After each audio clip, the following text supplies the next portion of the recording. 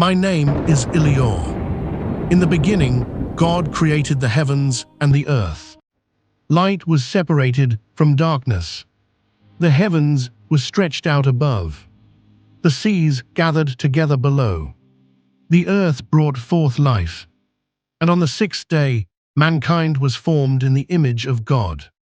Thus the work of creation was completed. But the story of the beginning does not end there.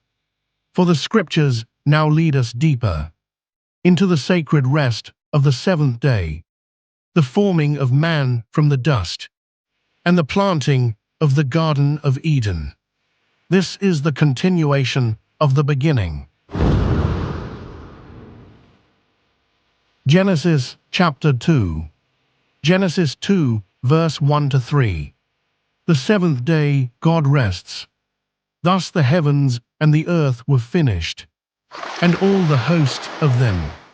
And on the seventh day God ended his work which he had made. And he rested on the seventh day from all his work which he had made. And God blessed the seventh day, and sanctified it, because that in it he had rested from all his work, which God created and made. Genesis 2 verse 4 to 5. The account of creation. These are the generations of the heavens and of the earth, when they were created, in the day that the Lord God made the earth and the heavens. And every plant of the field before it was in the earth, and every herb of the field before it grew. For the Lord God had not caused it to rain upon the earth, and there was not a man to till the ground. Genesis 2 verse 6. The mist from the earth. But there went up a mist from the earth, and watered the whole face of the ground. Genesis 2 verse 7.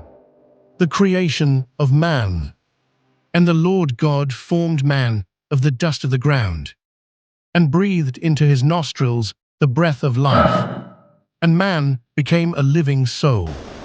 Genesis 2 verse 8 to 9. The Garden of Eden. And the Lord God planted a garden eastward in Eden, and there he put the man whom he had formed. And out of the ground made the Lord God to grow every tree that is pleasant to the sight, and good for food, the tree of life also in the midst of the garden, and the tree of knowledge of good and evil. Genesis 2 verse 10 to 14. The river of Eden. And a river went out of Eden to water the garden, and from thence it was parted, and became into four heads. The name of the first is Pison.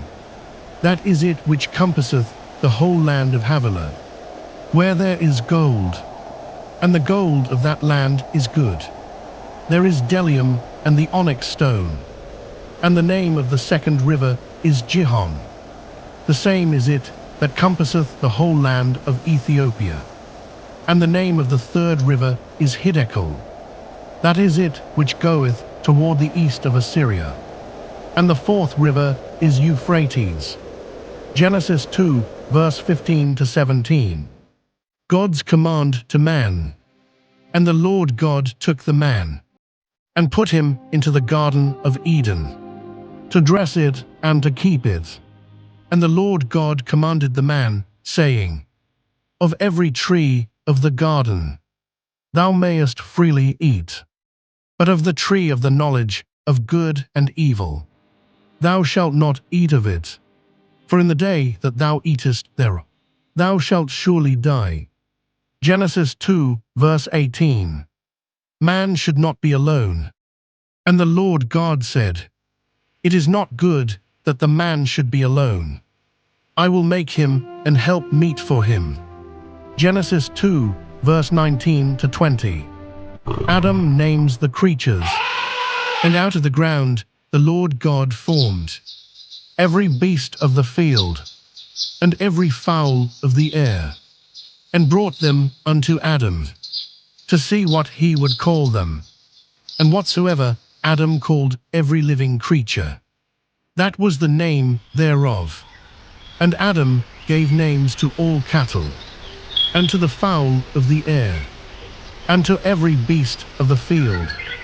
But for Adam there was not found an helpmeet for him. Genesis 2, verse 21 to 22. The creation of woman. And the Lord God caused a deep sleep to fall upon Adam, and he slept. And he took one of his ribs, and closed up the flesh instead thereof.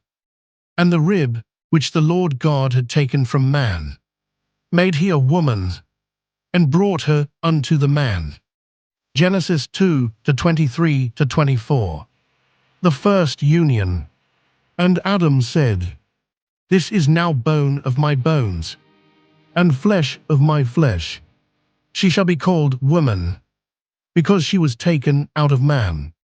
Therefore shall a man leave his father and his mother, and shall cleave unto his wife, and they shall be one flesh. Genesis 2, verse 25. Innocence in the garden. And they were both naked, the man and his wife, and were not ashamed. And so the man and his wife lived in the Garden of Eden, innocent and unashamed. Creation was at peace. Yet within the garden stood a tree, and with it a command. What follows next will change the course of humanity forever. The journey continues. In Genesis chapter 3,